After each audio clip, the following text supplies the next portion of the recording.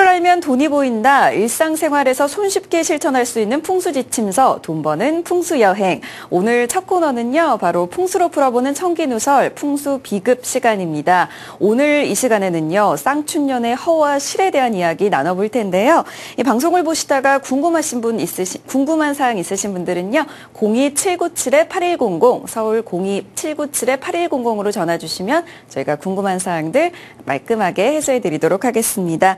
먼저 오늘 좋은 말씀 들려주실 분이죠. 동양미래학자 예측학 박사 소재학 박사님 자리해 주셨습니다. 박사님 안녕하세요. 안녕하세요. 반갑습니다. 네, 오늘은 쌍춘년의 허와실에 대한 이야기 들려주신다고요? 예, 보통 그 쌍춘년, 쌍춘절이라는 얘기를 많이 하죠. 그래서 네. 쌍춘년이 좋다라고 되기도 하고, 그다음에 또 뭐 보면 꽃돼지띠가 어떻고 이런 얘기를 많이 합니다. 내가 그동안 계속 사주팔자나 동양명리학 아니면 동양역학에 관련 허와실 얘기를 하고 있는데, 그 이제 마지막 결정판이라고 볼 수도 있겠죠. 어쨌든 네. 쌍춘년의 허와실, 쉽게 말해서 달력이나 역법을 통해서 진짜 그게 어떤 의미를 가지고 있는지, 그리고 한번 그런 것들을 한번 확인해 보는 시간 갖도록 하겠습니다. 네, 본격적으로 강의 알겠습니다. 진행해 주시죠.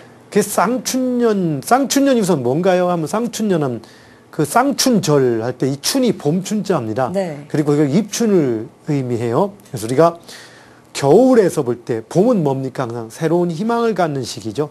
봄 희망. 그래서 새로운 희망을 갖는 상징적인 마디. 우리는 그 마디가 있습니다. 할매는.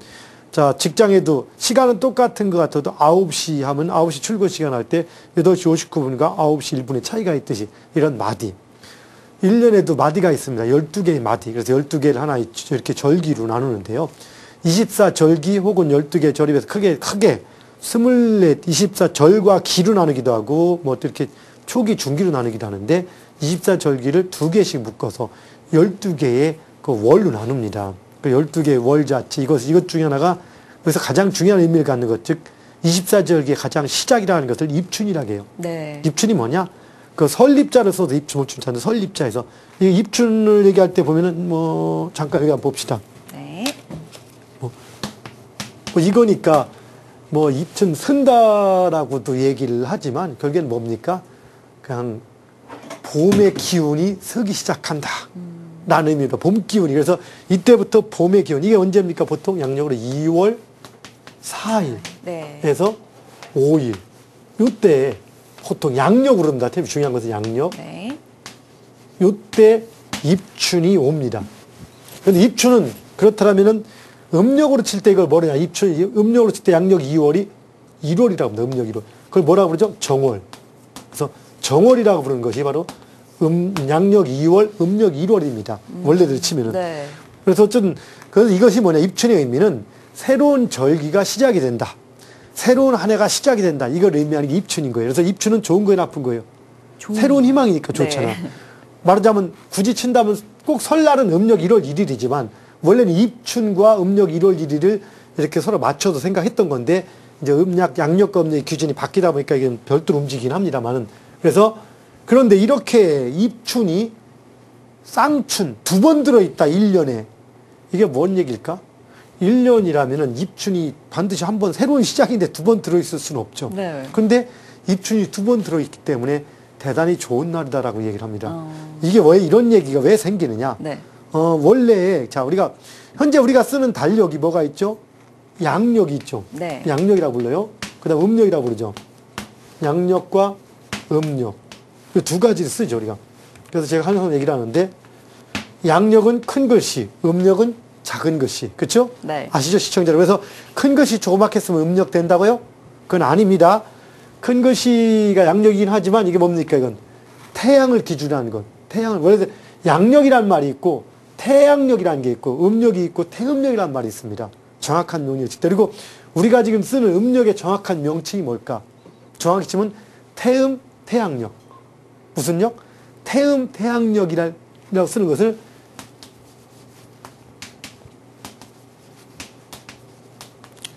이것의 약칭이 음력입니다. 이건 뭐냐? 정확히 말할 때 양력은 순태양력이 있고 양력은 태양력을 얘기하고 음력은 태음력이 돼. 순태양력, 순태음력 이렇게 구분할 수 있는데 현재 우리가 쓰는 음력은 태음력. 그럼 뭔 얘기냐? 여기서 순태음력 혹은 태음력과 현재 쓴 음력, 즉 태음태양력과 순태음력의 차이가 뭘까? 순태음력, 태음태양력. 그럼 또 차이가 뭘까? 이걸 조금 짚고 넘어가야 되는데요. 네. 태양력이라고 부르는 것. 요게 우리가 쓰는 뜻은 음력이에요, 음력. 근데 순태음력. 그냥 태음력을 순태음력을 부르기도 하는데요. 태음력은 뭐냐? 진짜 달을 기준이 뭐죠? 달의 삭과망. 삭과망이 뭡니까? 보름과 그 초승달. 요것만 반복돼 1일부터 29일 혹은 1일부터 30일 왔다 갔다 합니다. 이렇게 반복되는 것. 요것이 태음력은 달의 상망 주기만 반영되어 있을 뿐 요것만인 거예요. 여기서 예를 들어 무슨 얘기냐?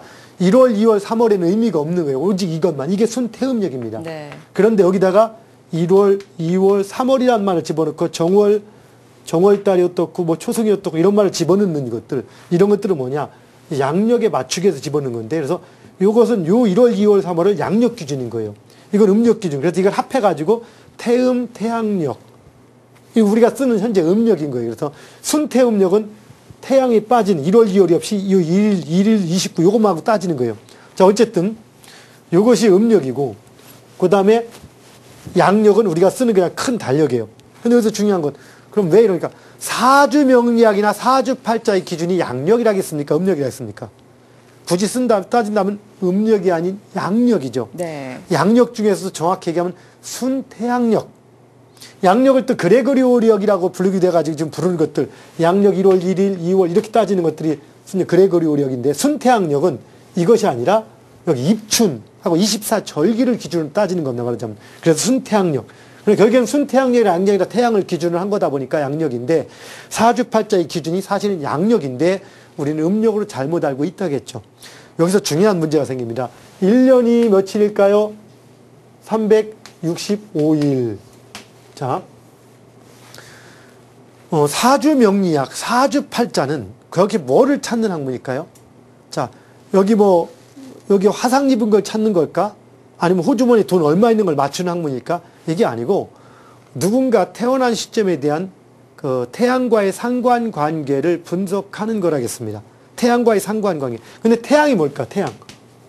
태양이 의미하는 것은 이 태양은 단지 밝고 어둡고만 의미하는 게 아닙니다. 해가 뜨고 지는 것이 의미하는 게 그게 뭡니까? 시간의 흐름을 의미합니다. 그래서 네. 바로 사주명리학, 태양의 흐름은 누군가 태어난 시점부터 시작해서 그 사람이 흘러가는 여정에 대한 시간의 흐름의 변화를 분석하는 것입니다. 정확히 말해서. 그래서 우리 어떤 누군가 박근혜 대통령을 얘기한다? 그럼 20대도 박근혜, 30대도 박근혜, 20대는 뭐 이근혜 아니었죠. 똑같지만 그 삶이 각자 다르다는 얘기예요. 아니면 우리 우리 PD님을 얘기해도 마찬가지. 10대, 20대, 30대가 삶이 다르듯이 바로 그런 흐름, 즉 태양의 흐름은 연이 바뀌는 것, 그 다음에 일이 바뀌는 것, 시간이 바뀌는 것을 의미하다 보니까 그겁니다. 그래서 사실은 사주팔자는, 사주명리학은 누군가 그 태어난 시점을 기준으로 해서 삶의 흐름의 윤곽을 찾는 거라겠죠. 자, 어쨌든 이것이 그 태양력이고, 그럼 여기서 무슨 얘기야? 달은 또 뭘까? 음력. 여기서 지금 이걸 따진 이유는 시간 중에서 가장 기본적인 시간이 하루가 기준이 되는 거예요. 1년과 하루가 가장 큰 기준입니다. 그리고 월을 보시다, 월. 월은 1년이 몇 달이죠? 12달. 네. 그러니까 12달 하다 보니까 이 월은 달월자 쓰니까 음력이라고 착각할 수 있는데 이게 아니라겠죠. 뭐라겠습니까, 월은. 1년 12달, 즉 지구가 태양의 주위를 공전하는데 이게 365일 걸리는데 이것을 어떻게 나누기가 애매하니까 뭐라 합니까? 달의 공전주기에 대략 맞춰서 끄는 거예요. 달의 공전주로 맞추다 보니까 대략 1년에 12번이 들어가는 거예요. 그래서 12월이라고 부른 것이죠. 쉽게 말해서 달의 공전주기를 가지고 태양의 지구의 공전 구간을 끊어서 설명한 것이 월인 것이지 직접적으로 달을 반영한 게 아닌 겁니다. 네. 여기서 한 가지 시청자 여러분 질문입니다. 이거 이 질문 또 정답을 맞춰주시면 제가 푸짐한 상품을 드릴 수도 있고 아니면 컨설팅을 좀 해드릴 수도 있는데 전화를 주세요. 이렇게 해가지고 자, 달의 공전 주기는 그럼 달의 자전 주기. 네. 달의 자전 주기는 며칠일까요? 달의 자전 주기는 며칠일까? 달의 공전 주기는 대략 며칠입니까? 한 달이 한 바퀴 도는 거니까 대략 29 9일? 며칠입니까? 29일입니까? 네. 30일입니까? 정확한 달의 공전 주기는 29.5 5일이라고 부릅니다. 네.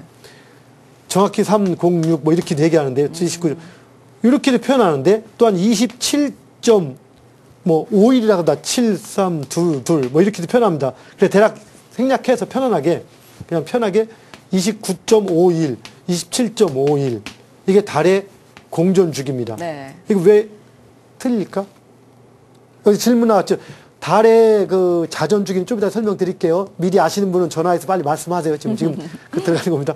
29.1 이쯤은 사실은 자 달의 정확한 공전 주기는 27.5일 물론 27.732 이렇게 따지는데 반올림에서 27.5일이라고 봅니다. 그런데 우리가 느끼는 건 29.5일이에요. 이건 뭔 얘기냐? 항상 얘기했듯이 우리는 지구가 해가 뜨고 지는 겁니까? 지구가 도는 겁니까? 지구가 돌지만 우리가 느끼기에는 해가 뜨고 지는 걸 느낀다 했듯이 상대적 관점, 보이는 관점, 즉 상망월이라고 표현하죠. 다시 보름달이 됐다가 보름달이 될 때까지 기간 우리가 느끼는 것은 29.5일이에요. 그런데 실제 공전 주기는 27.5일인 겁니다. 이걸 우리는 항성월이라고 표현한다. 멀리 있는 항성월 기준을 할 때 절대적 기준인 거죠. 그런데 즉 쉽게 말해서 이건 어떤 원리냐? 지구 주위를 달이 이렇게 도는데 이렇게 돕니다. 이렇게 돌아서 예를 들어서 이 정도에서 왔다가 다시 이렇게 한 바퀴 돌 때 들어가는 거 정확히는 27.37 들어가서 27.5일 정도인데 이것을 이렇게 돌 때 이 지구도 공전해요. 결국에는 태양계 자체가 움직이다 보니까 그러다 보니까 여기서 올 때 약간 변하는 거예요. 이게 원치가. 그래서 원래는 이만큼 들여야 되는데 이게 이동을 하다 보니까 이만큼 돌아서 이렇게 가야 될 것이 한 바퀴 돌 때는 이만큼을 들여야 되는 거예요. 그래서 이 차이가 대략 한 이틀 정도 차이가 생기는 겁니다. 그래서 실제 그 항성월과 상망월의 차이가 있어서 달의 공전 주기는 실질적인 공전 주기는 27.5일이지만 우리가 29.5일이라고 얘기합니다. 그럼 여기서 또 한 가지 문제가 생기는데요. 29.5일이라고 할 때 우리가 자 1년에 12달입니다. 12달이면 며칠 차이가 생겨요. 약 1년 10 곱하기 12달 하면 354일이 나옵니다. 이게. 근데 1년이 며칠이야? 354일. 1년 365일이잖아요. 그 얘기는 뭐냐? 음력을 가지고, 태음태양력, 음력을 가지고 12바퀴를 돌았을 때, 12번을 우리가 계산할 때, 12달 계산할 때 354일이다 보니까 1년 365니까 차이가 얼마? 11일의 차이가 생겨요.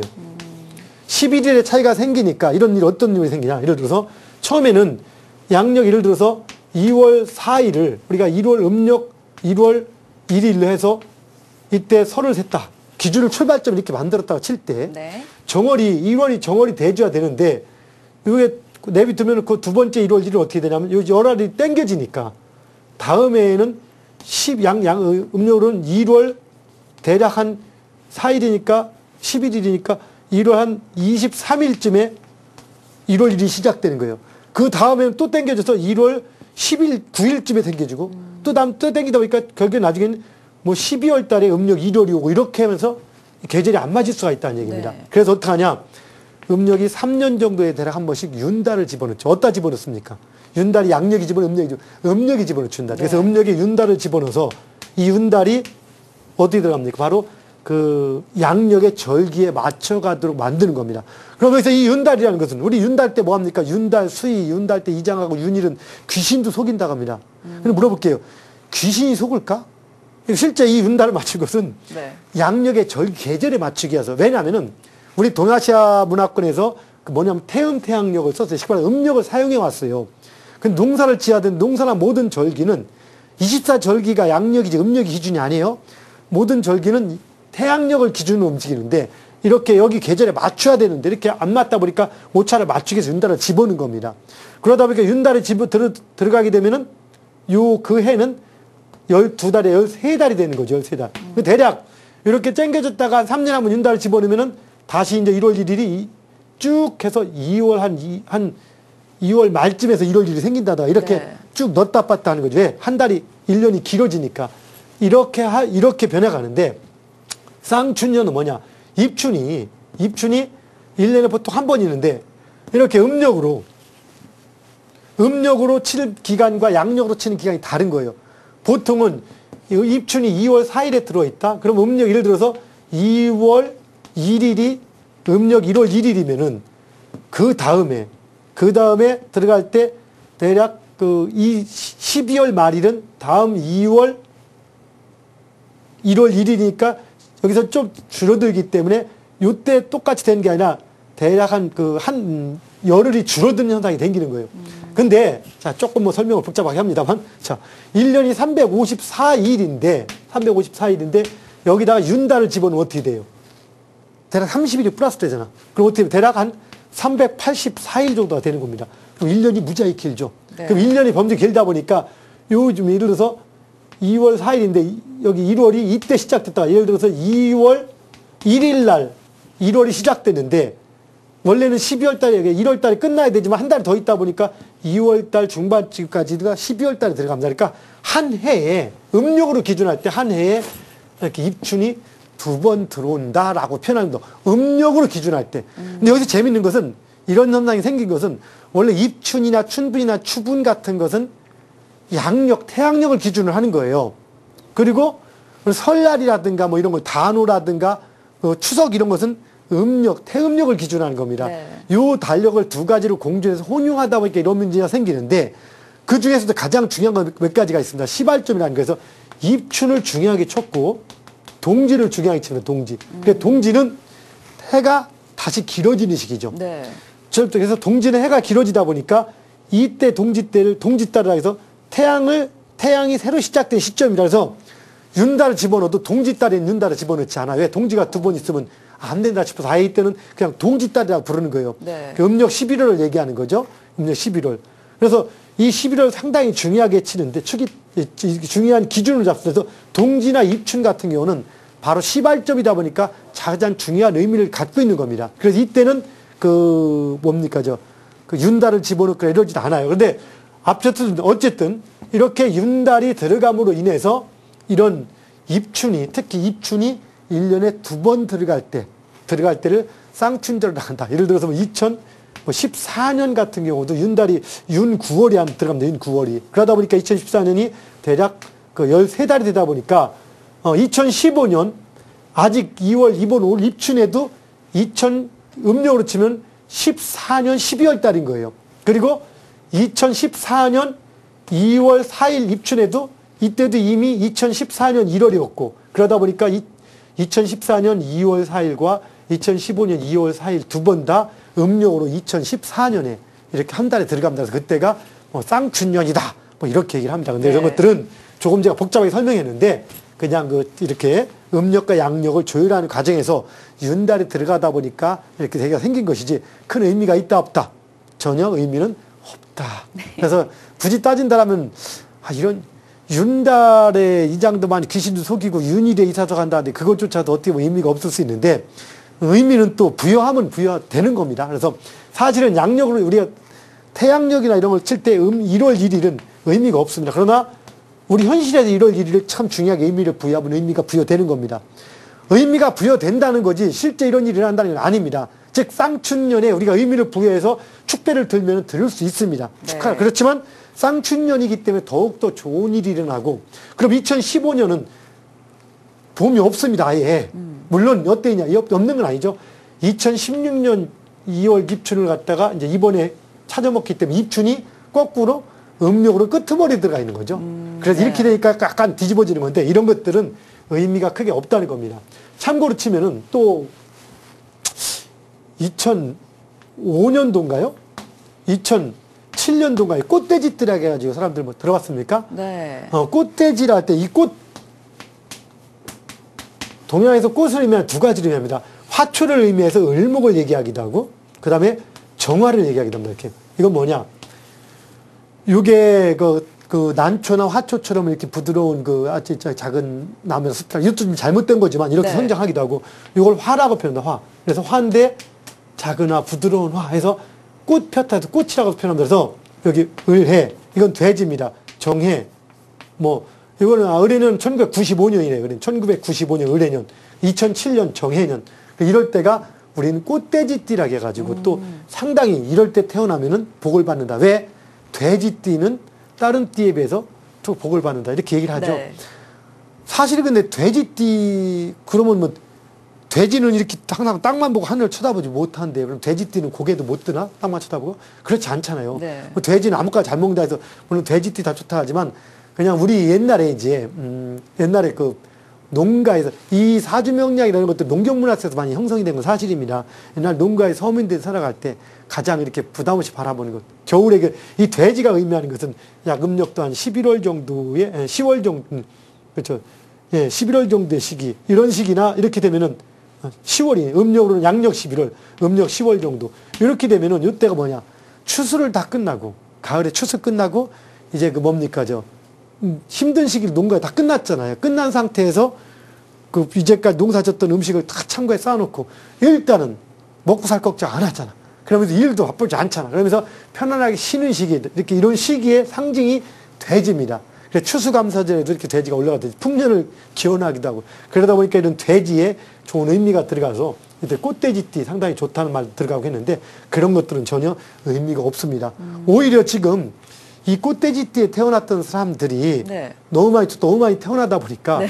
오히려 뭐 경쟁이 치열해서 뭐 안 좋다 뭐 이런저런 얘기도 많이 합니다. 그래서 네. 사실 이런 것들 역학에는 이렇게 사주명리학 관련된 거는 참 속설들이 많습니다. 아까 뭐 지난번 얘기했듯이 이사 갈 때 손 없는 날 간다 이런 모든 것들 특히 우리 부동산 팀이니까 그것도 의미가 없다겠죠. 그래서 그런 모든 것들에 대해서 이 속설들 그냥 모르면 무조건이 아니라 지금 우리 제가 지금 1년 넘게 1년 반 가까이 이 부동산 TV에서 지금 이 풍수야 놀자 코너 혹은 고전에 또 생생정보통해서 계속 방송을 해왔습니다. 이런 내용들을 보시면은 그런 모든 내용들이 다 들어가 있습니다. 그래서 시청자 여러분 그런 그 잘못된 속설들에 너무 많이 현혹되지 마시기 바라겠습니다. 올해가 올해가 무슨 해죠? 5년. 15년. 네. 2015년이니까 우리가 항상 얘기할 때 물론 의미가 아주 없지는 양의 의미가 아주 없진 않아요. 왜 없진 않느냐? 일단은 사람들이 전부 다 양을 얘기하니까 우리가 누군가한테 자꾸 바보 얘기하면 진짜 바보가 되고 네. 똑똑하다고 얘기하면 똑똑하가 되는 게 있습니다. 그래서 그런 의미에서 우리가 2015년이 양의 의미가 들어가는 거지 실제 2015년에 태어났다고 해서 양처럼 몸에 작은 뿔이 생긴다든가 뭐 은근히 고집 부린다든가 이렇지는 않아요. 양처럼 네. 순하다든가 양띠라 해서 절대 순하지 않습니다. 순한 사람도 있지만 여기서 절대 순하지 않은 사람도 있어서 그런 것들을 너무 띠동물만 가지고 얘기할 필요는 전혀 없다는 겁니다. 그래서 여기에 뭐 얘기했듯이 무슨 호랑이 뜨니까 성질이 좀 싸놨다든가 네. 혹은 우리가 지난번도 얘기했듯이 가장 중요한 뭡니까 6살 차이는 뭐 상충살도 안 좋다든가 뭐 이런 것들 네. 이런 것들에 대한 의미를 전혀 신경 쓸 필요 없다는 겁니다. 그리고 아울러 뭐 4살 차이가 좋다든가 뭐 이런 것들 아니면 돼지띠는 야 넌 돼지가 말이야 밤에 태어나서 진짜 먹을 복이 많다더라. 네. 아니면 별로 그 돼지띠인데 새벽에 태어나서 할 일이 없다더라. 너는 뭐 이런 것들 아니면 너는 그 무슨 그러니까 뭐 용띠가 어디에 태어나서 뭐 한다 이런 얘기에 전혀 신경 쓸 거 없다. 단지 우리가 역학이나 사주에서 들을 때 누군가 좋은 얘기를 한다라면 그래 그냥 기분 좋게 그냥 웃고 넘기고 누군가 나쁜 얘기를 한다라면 두 가지 중에 하나입니다. 그 사람이 그걸 잘 몰라서 얘기할 수도 있고 혹은 또 불운한 목적으로 뭔가 금전적인 것을 요구하게 하는 경우도 있습니다. 그래서 네. 어떤 거 그런 거 현혹되지 마시고 담담하게 바라보십시오. 단 최선을 다하세요. 모든 매사에. 최선을 다하고 성실하게 하는 것. 우리가 할 수 있는 게 그겁니다. 그러나 중요한 것은 바로 때가 있다는 것. 알아보시고 자신만의 때가 있다겠죠. 바로 나아갈 때와 물러날 때. 다음 시간에는 이제 마지막 시간으로 나아갈 때와 물러날 때. 석가리즘에 대해서 강의를 해보는 걸 하겠습니다. 자, 시청자 여러분 건강하십시오. 다음 주에 뵙겠습니다. 감사합니다. 네, 이렇게 해서 오늘 이 시간에는 쌍춘년의 허화실 그리고 전반적인 이야기에 대해서 이야기 들어봤습니다. 오늘 좋은 말씀 들려주신 소재학 박사님 감사합니다. 감사합니다. 방송을 시청하시면서 궁금한 사항 있으신 시청자분들께서는요. 서울 02-797-8100, 02-797-8100으로 전화 주시면 저희가 궁금한 사항들 말끔하게 궁금증 해소해 드리도록 하겠습니다.